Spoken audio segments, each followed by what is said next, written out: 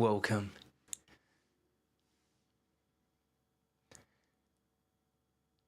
This live stream won't be interesting to the mind. It won't be viral in likes and views, but it will be piercing to your spirit.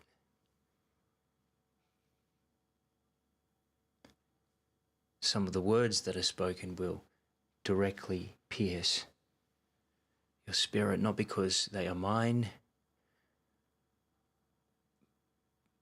but the one I embody, the one I abide in and with. And there's a difference between abiding. It's a word that has been lost in modern times, isn't it? To really abide in something, to really live and breathe in something.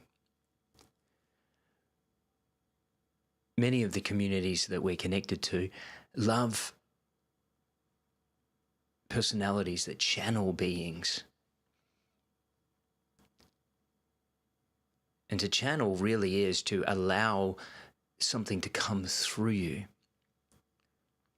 Now, I don't channel. It's not something I have done or will do.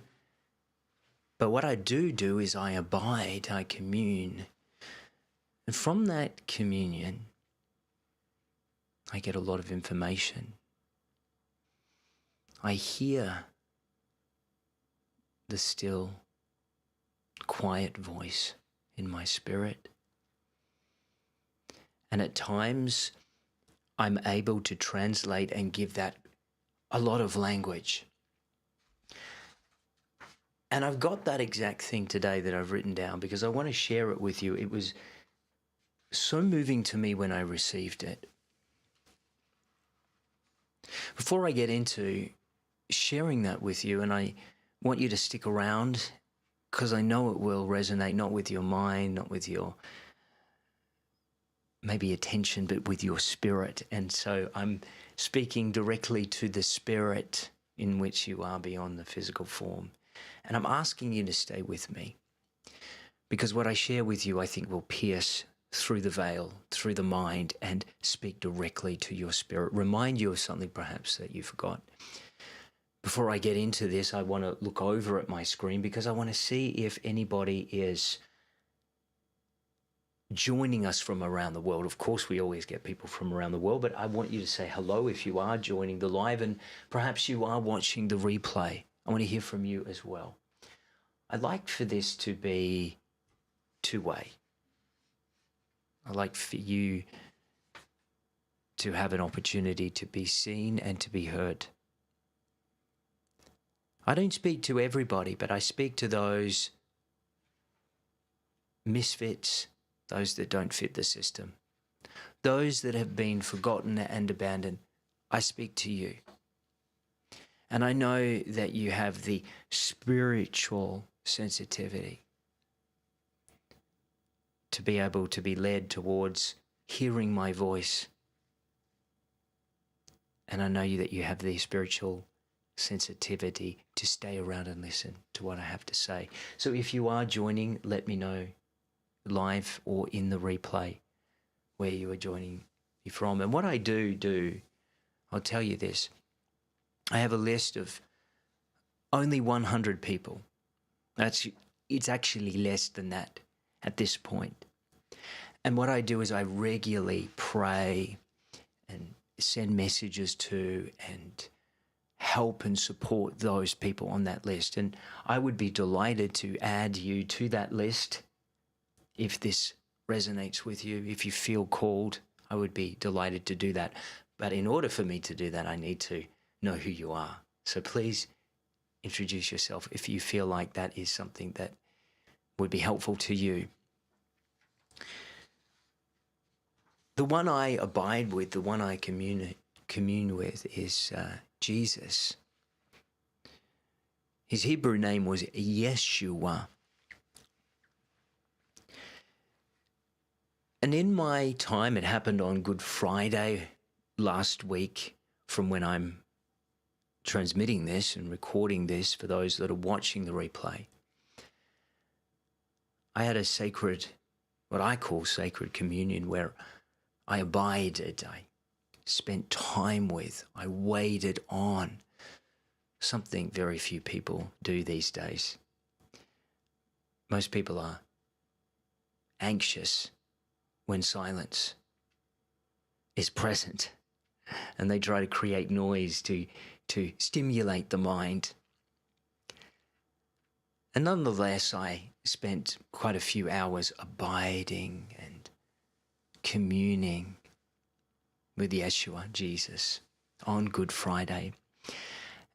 And a question arose in my mind because I was seeing an archetype. I was seeing an example of Michelangelo when he created David. And I said in communion, I said, Jesus, Lord, are you like a sculptor with us? I mean, do you, like, metaphorically at least, on the, or in the realms of eternity, sculpt our lives?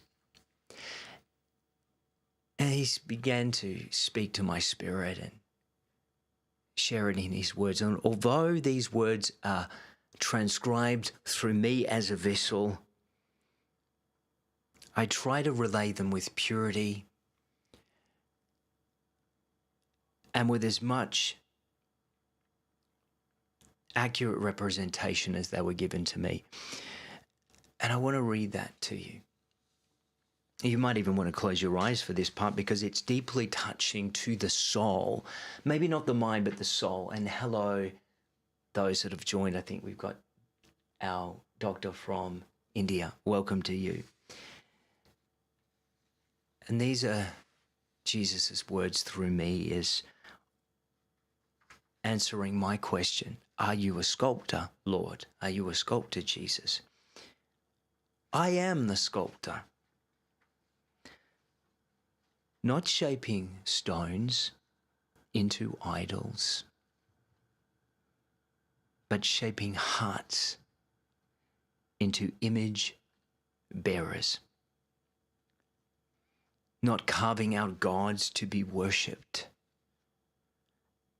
but carving you into the one who reflects the Father. You are not being sculpted into an idea or system or role. You are being sculpted into me. And now, he is writing to me direct that is asking this question. But I know that these words extend to you also.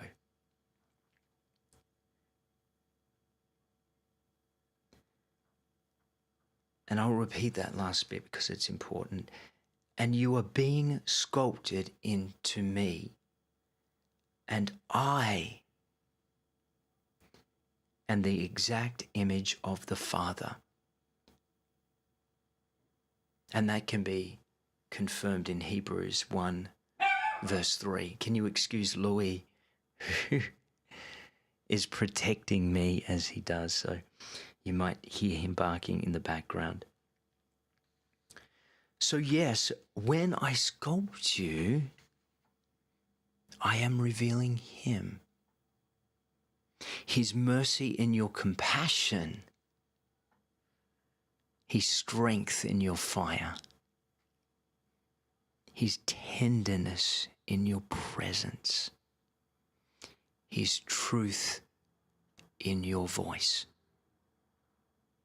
You were never meant to worship an image. You were meant to become one. Not in pride, but in union. And I, Jesus, and the hands that shape you. Gently, precisely, day by day, until you look like me.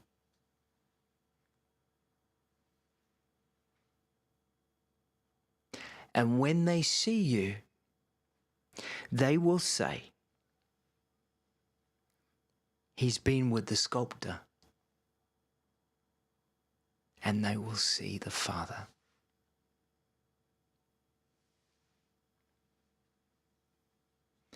I shared, and you'll find it here on YouTube, a post on how they hijacked Jesus. They didn't even just hijack him, they killed him.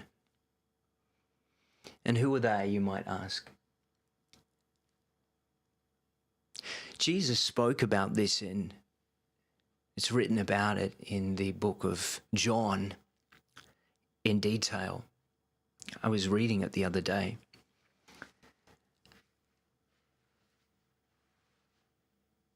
Many of us that have been around the spiritual community for a long time know all about different spirits and entities and angels and all of these beings beyond the veil.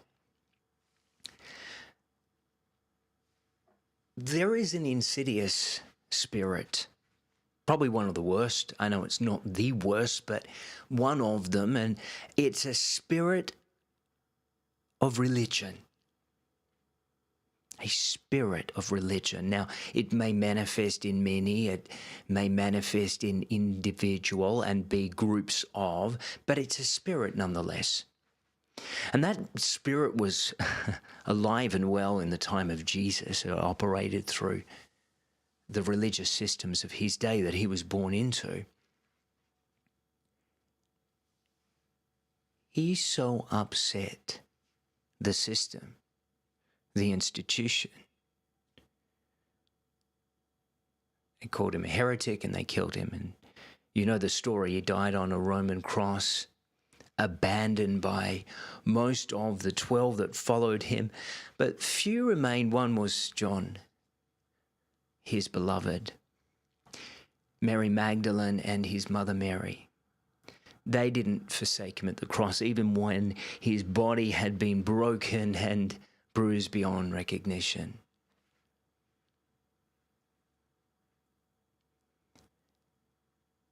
This spirit has hijacked, and I put this post on, his name. And many of you that I put under the banner of the mistaken and judged, many of you fall under that banner because you were called unclean, unworthy, unlovable, unrighteous. In the name of not his spirit, but the spirit of religion. And Jesus didn't come to start a new one. He was born into one. He was a fulfillment, but he didn't come to start a new one. He came to be the way, the truth, the light to this world. And many have used his name to create war, to cast out, to call unclean.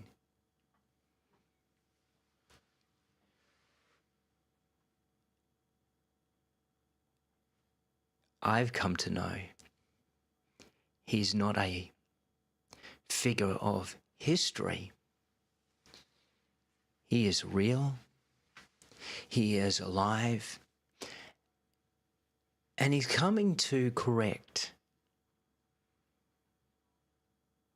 much distortion that has been done in his name. And he's coming to call back home those that have been branded misfits,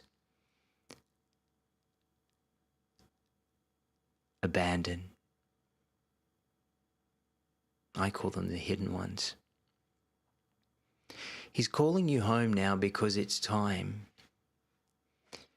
It's time to come home. And he is calling you home. Perhaps for you, religion said that you were unclean, that you didn't fit in, that you couldn't serve in your church, you couldn't worship because of your sexuality, the way you were made. Maybe that was one of the things. Or perhaps they called you crazy. They said you weren't hearing right. Perhaps you didn't fit the mold and you were rejected by your family. I've had 2 people this week that I've come across that fall under that banner.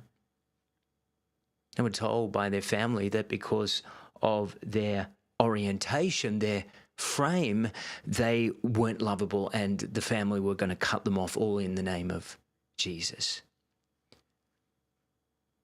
Isn't that so very sad? And hello, Soren, welcome to you. Isn't that so very sad that the one who is love itself, his name would be used to carry out such an atrocity, to sever love from those that carried us into life. This mission is big, it's large, and much distortion is there. In fact, people don't even really recognize the cross for what it really is anymore because of all of the distortion. Within spiritual circles, we want to be God. Many people just say they are God, right? They think they're God. I'm so glad I'm not. But what I can do is I can embody that. I can abide with that. I can partner with that, and I can become that to the world as love and service. But it's a difference between actually being it.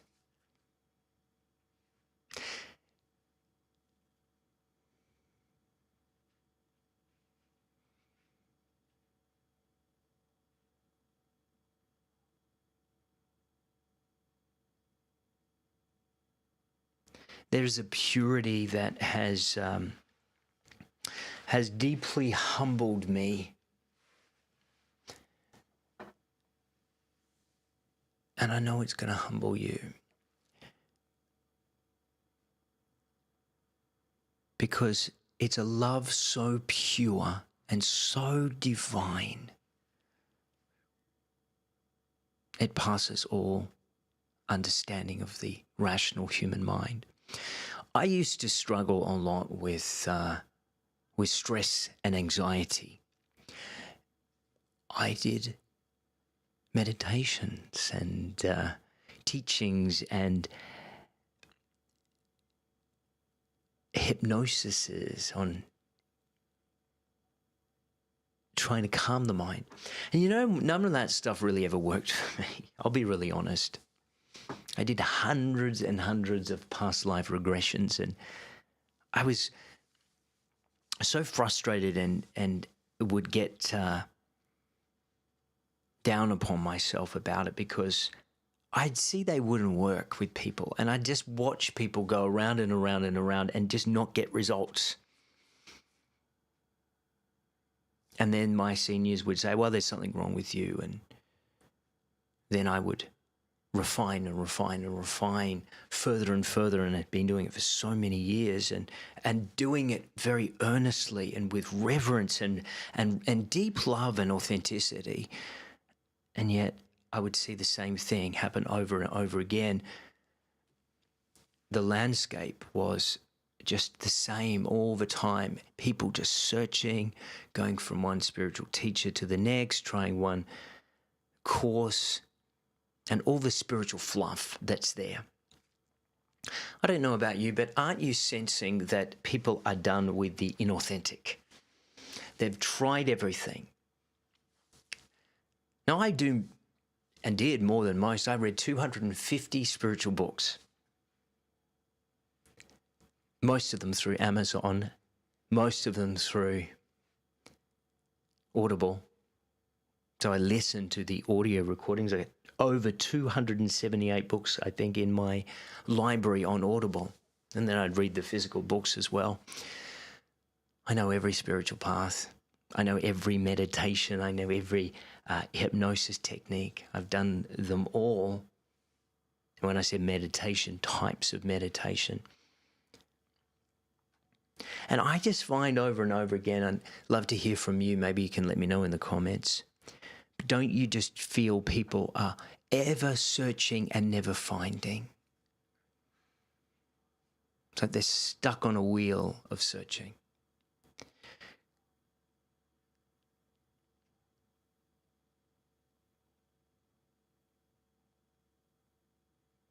When I started to abide with him,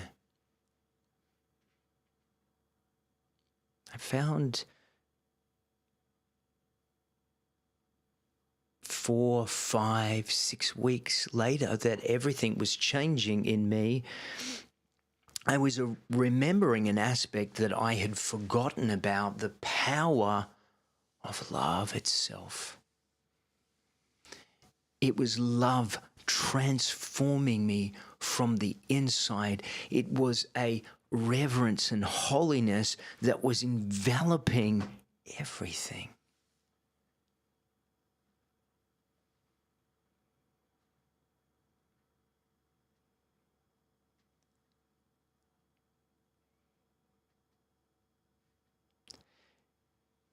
All those fears and anxieties began to fall away, not of my own aspiration, but a result of that manifestation of his presence, his glory.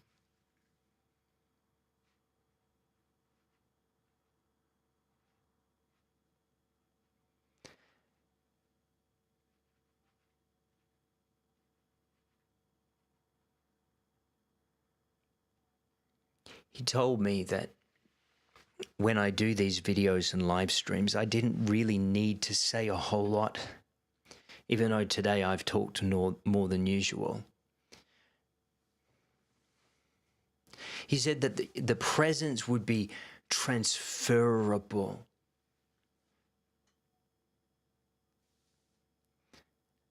The silence between the words would be perhaps more important than the words themselves, because they embody, they carry presence.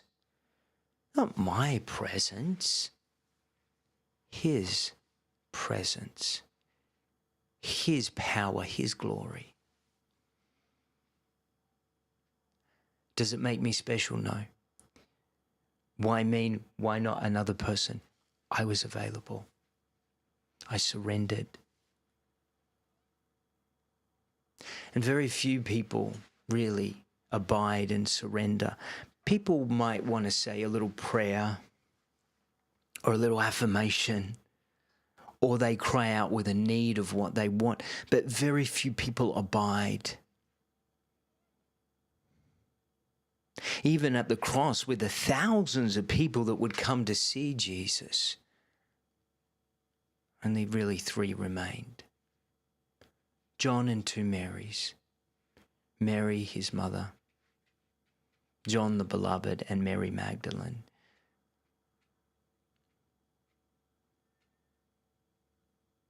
I think that is very symbolic, really.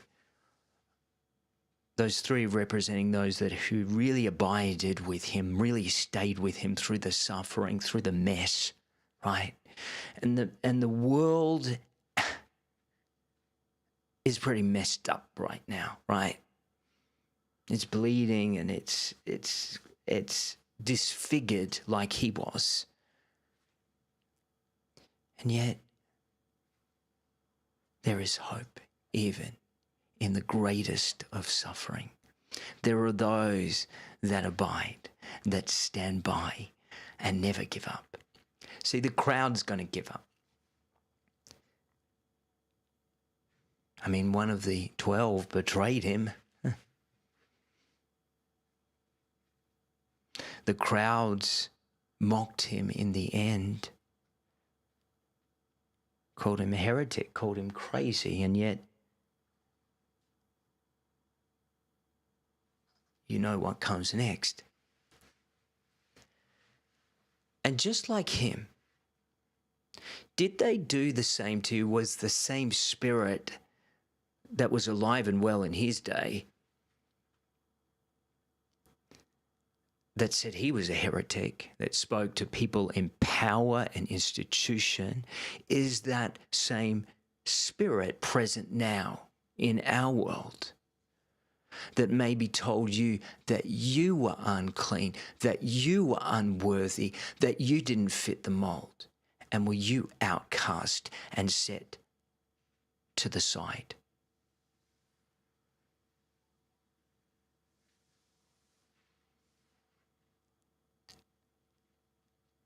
And it wasn't him that said those things. It was that spirit of religion that operates behind what is defined as purity, right? Oh, this is God. I was one of those people. You know, I loved God with all of my heart and soul. And I was told that I didn't belong, that I couldn't serve, that I was unworthy.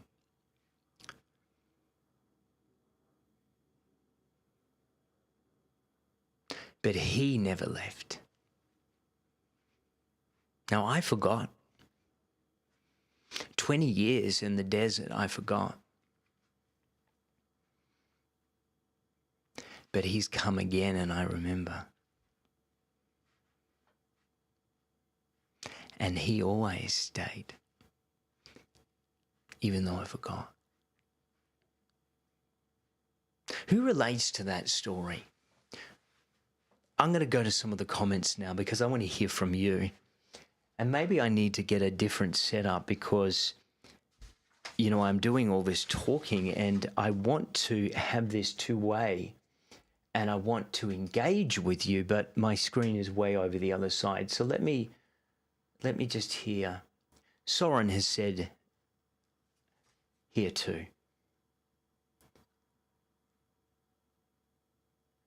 I sing a beautiful scripture. Psalm 14:1. Can you let me know what that is? And Psalm 53:1. I want to hear what those scriptures are.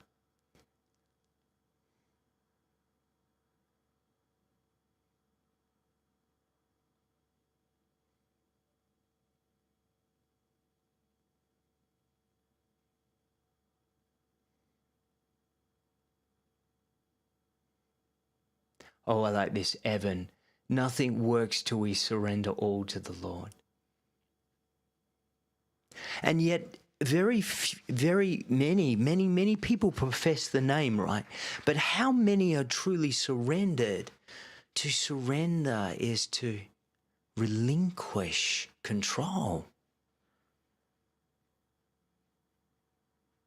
To abide is to be with, not just do an affirmation or ritual, but to abide, to commune, to breathe with.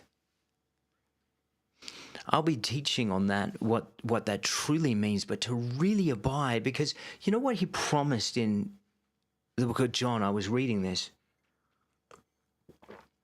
If you would abide in me, I will abide in you. I think there are in fact, he told me there are very few people that really truly abide. Sure, they profess the name. They tell people about their faith. Sometimes they do it in an egotistical way, but really abide and really experience his presence, not as an idea, but as a tangible presence that can be felt. It's one of the reasons I've been so quiet lately, because I've been abiding. And I've been feeling him again, not as an idea, not as a concept, not as a religious practice, but a living presence. And not only have I been experiencing it physically manifest, but nature has been responding around me. And then when I went to the book of Romans, I found that nature responds to his presence. Because although it doesn't seem he's in control, he's in control. Here's the order when it appears that there is chaos on the surface. He was abiding, he was there behind the veil of my own forgetfulness through 20 years of my life when I forgot him. And I was off doing different things. Still, he said, I allowed you to experience that because it would glorify me. Now, do we have any questions at this point? And hopefully someone came back with that psalm, because I wanted to hear that. Who at least relates? Ivan has said, maintain purity and transform your mind for real. Mental health separates us from the Lord at different degrees. Yeah, mental health is one of those things, isn't it? I struggled with that and used to be on antidepressants for a long, long time.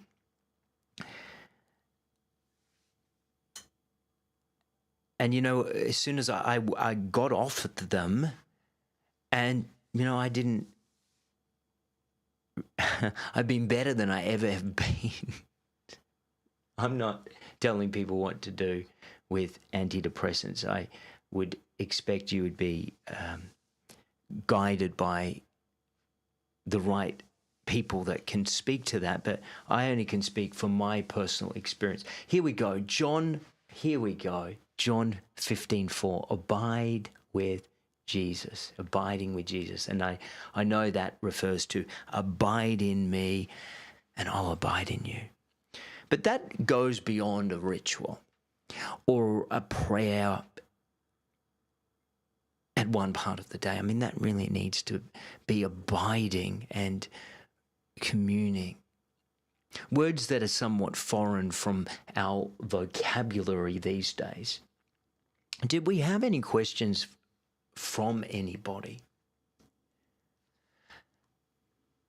And while those questions may or may not be coming through, and you perhaps are watching the replay of this, if you don't subscribe and this resonates and you want to hear more of these teachings, you can subscribe and hit the notification bell and be notified of any time I share either a video or go live. That will be helpful to those that want that. I'm here to answer some questions at the end.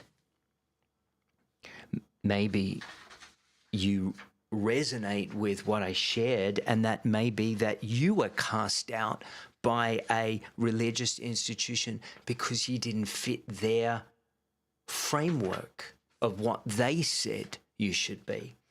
Those people specifically, I'm called to minister to. I'm called to help and support.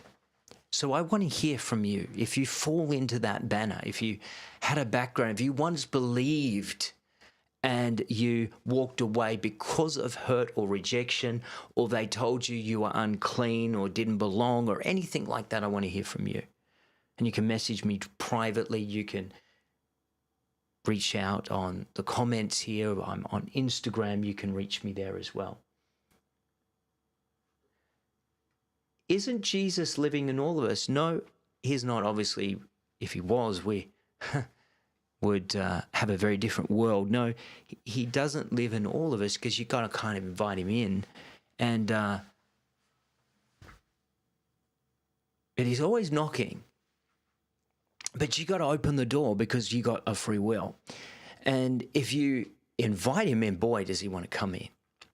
Now, in my case, I forgot that I'd invited him in, and he reminded me. So he actually didn't leave, in my case, for 20 years. Although I forgot about him, he was still there. But at one point or another in your life, you would have to open the door. You know, what sort of a situation would it be if someone entered your house without your permission? I'm sure you wouldn't be very happy about it.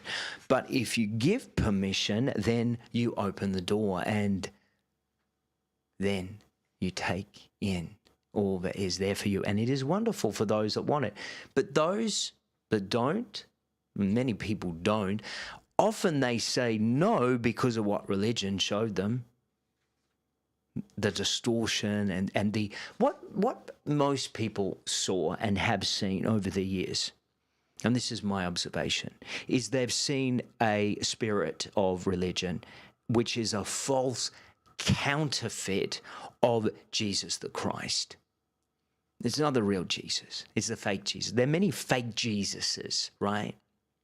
And you see it all through New Age as well. There's lots of channelings and books on Jesus, and there's so many different versions. But there is the living Christ. Yeshua Messiah is the living being.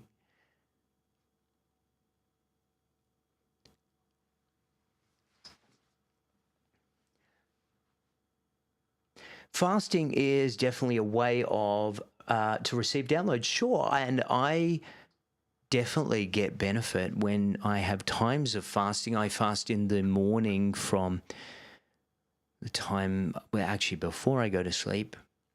I've eaten my dinner, and I don't eat all morning until the afternoon, and during that time is when I predominantly commune, and I have a dedicated time where I go into nature, and if I'm called to nature on that day, I'll go into nature, and that's where I abide and I spend time with. And yes, I do that fasted. But is that an idea that you have to do this to get that? No. It prepares the body. It maybe helps. But this is the thing. This is where we often get caught up. We feel the way we've got to do this, or we have to do that to get that, and it doesn't work like that. Or we say a prayer and we expect it like a magic formula. It doesn't work like that when you really have a strong relationship, a strong abiding. You get away from the rigidity of you must do this and you must do that. It's never about that. And so this is where that spirit, that insidious spirit, so comes in sneakily and starts to twist. See, we forget that, don't we? Because we don't really protect our space, our mind. And so these spirits run rampant, and they do. I mean, they're everywhere. There are spirits of pride. There are spirits of deception. There are so many spirits that parade, and they're often parading with a little bit of light Because if they presented themselves all negative, you wouldn't accept them, would you? So they are very good, particularly those deceptive ones. Now, do we have any more questions?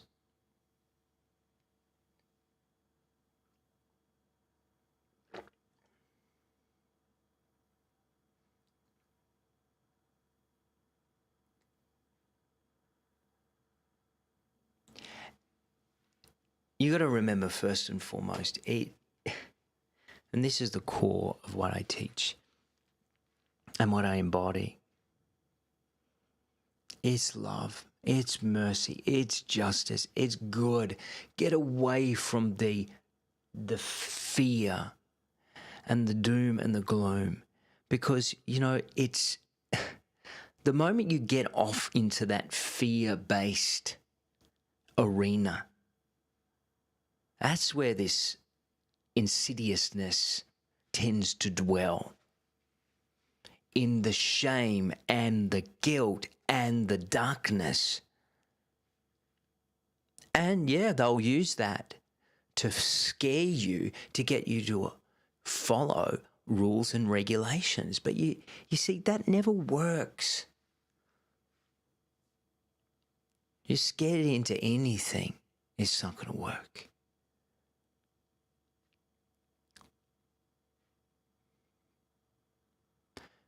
My message is simple. It's beautiful. It's loving. It's accepting everybody. And I mean everybody. I don't care if you're trans. I don't care if you're gay.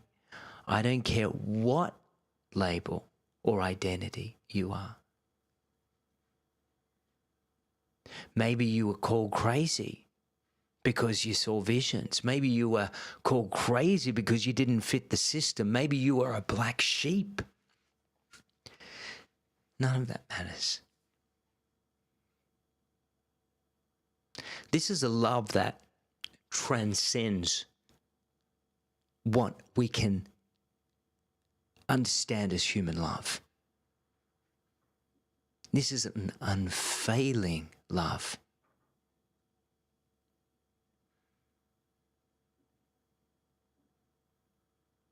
I'm going to give it one more question and then I will end. I think I went longer today than I usually went. I can't see my clock there.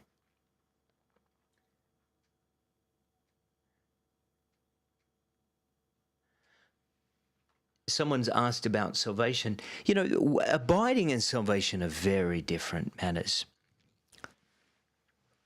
And let me tell you this. No man makes these decisions. No religious structure. This is deeply personal between the divine and the human heart. See, even I don't know the mystery. I don't know the mystery, and I'm not here to judge anybody. You'll never hear me judge a single person. The only thing that this is this is a place that is safe for people to be loved by Jesus, by God, by the divine, whatever name suits you.